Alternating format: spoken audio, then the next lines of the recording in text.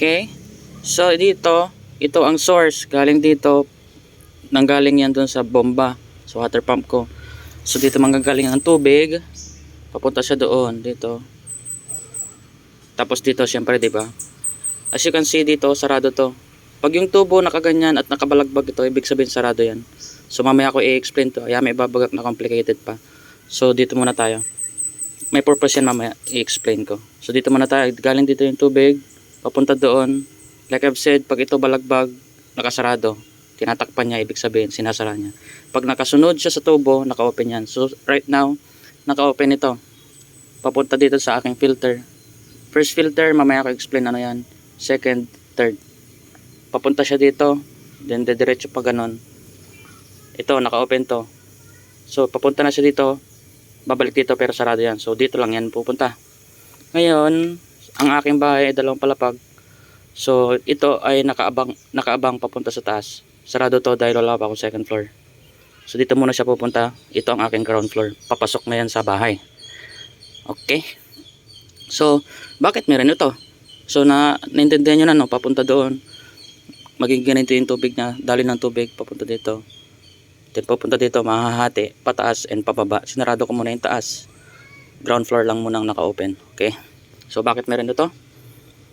In case masira itong mga to or magpapalit ka or whatever, wala kang stock ng mga filter or nabasag dahil may mga chances na nabasagan na ako. Eh parating pa lang si Shopee, ganun. So ang mangyayari, sasarado ko to. Sarado to rin to. So galing dito sa source, hindi na siya pupunta doon. Dito na lang siya pupunta. So magbubukas ako dito.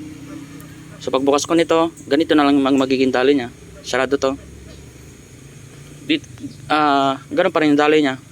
Hindi na siya naka-filter for the meantime dahil wala ko kunwari nasiraan nga. So ito yung purpose nun. Okay. Ayun. So balik tayo dun sa filter. Ibalik ko na lang na naka-filter setup siya. Filter setup. Okay. Diretso ganon. Papunta dito. Diretso ganon. Sarado na to. So ito ang tawag dito sediment filter. Sediment filter. Nasa 60 plus ang isa. Pinapalitan ko depende sa dumi ng sa lugar nyo, sa dumi ng tubig sa lugar nyo.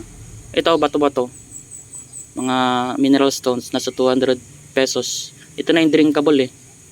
Pag nilagay mo to, drinkable na siya. Since ang right now, nasa experiment period pa lang ako eh. Nasubukan ko na yung ibang mga filters and hindi ko nagustuhan. So sinubukan ko to. Ito naman si carbon. Basic ano siya, mainstream. Laging pampalagi ang nasa last stage is carbon. So ito pwede kong lagyan ng coconut filter, bla bla bla. So ito ang nasa experiment period pa lang ako. Ang pinaka basic niya is una sediment filter, papel lang yun. Tinatanggal niya yung mga solid materials bago pumunta dito. Putik, buhangin, bato, anything na solid na ayaw mo nang dumating dito. So dito na filter na yon. Finilter niya lang yung solid, wala pa siyang binilalagay na mga minerals, walang carbon. Dito na yun manggagaling. Ay, dito na yun pupunta. Siya na yung magpi-filter, din pupunta siya dito, gagawin niyang carbon.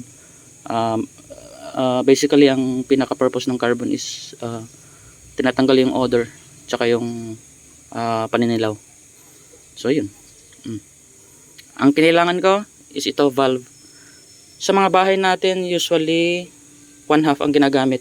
So dito nag-convert ako. Kinuha ko yung 1/2 na yan, kinonvert ko yan, nasa ilalim na eh. Kinonvert ko papuntang 3/4. 3/4 na to. 3/4. Ito T, of course T. Valve. Ito patente. Yun patente ang tawag. Yun patente. Elbow. Tapos mga coupling, male coupling, tapos itong filter. Set naman to pag binibili. Kasama na tong bracket. Then coupling din to, 2 male yan magkabilaan. Ito, ganun din, ganun lang.